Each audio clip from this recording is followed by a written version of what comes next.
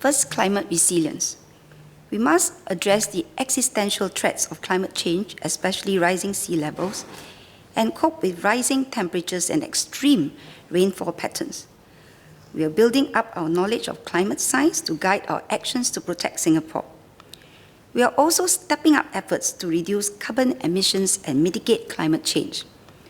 Apart from how we transform our industry, transport and energy sectors to pursue sustainable production and consumption, our zero waste efforts are key. Second, resource resilience.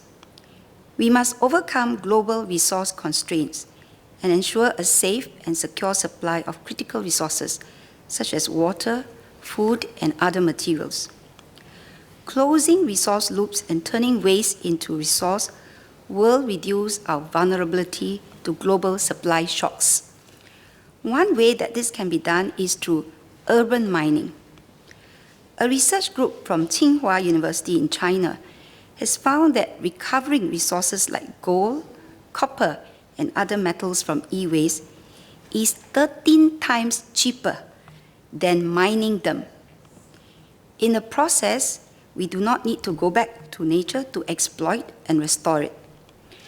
The World Economic Forum estimates that 50 million tons of e-waste, equivalent to 120,000 jumbo jets, are produced globally each year. Of this, only 20% is recycled. Imagine the potential in urban mining, where precious metals can be mined from e-waste and energy from food waste. What more if new sand can be mined from incineration bottom ash? We can then save Semakau and extend its useful life beyond 2035. Figuratively speaking, we can look at Semakau not as a landfill for trash, but as a treasure island right in our very own backyard. Third, economic resilience. For Singapore companies to thrive in the future economy, they must adapt to the growing constraints on carbon and other resources. Globally, a number of businesses are already taking the lead to adopt a more circular supply chain.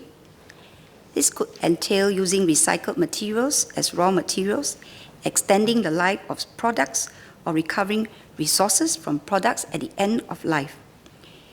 Unilever has introduced post-consumer recycled waste materials into products such as dishwashing liquid detergent bottles, with some of their brands using 100% recycled PET packaging.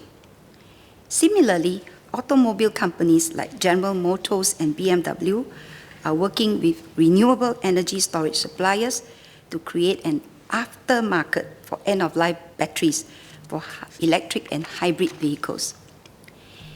These new business models will open new economic opportunities and create good jobs for Singaporeans.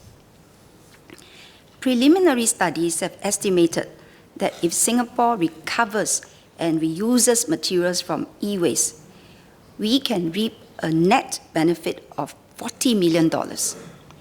This includes indirect benefits, such as helping our companies export overseas and creating jobs. Singapore must adopt a circular economy approach to build these three resilience and sustain future growth. We must make every effort to close our resource loops and reuse our resources for as long as possible. And this is not new to us. We have done so for water, and in fact, even for waste streams such as construction and demolition waste. This is the approach we must also take for other resources.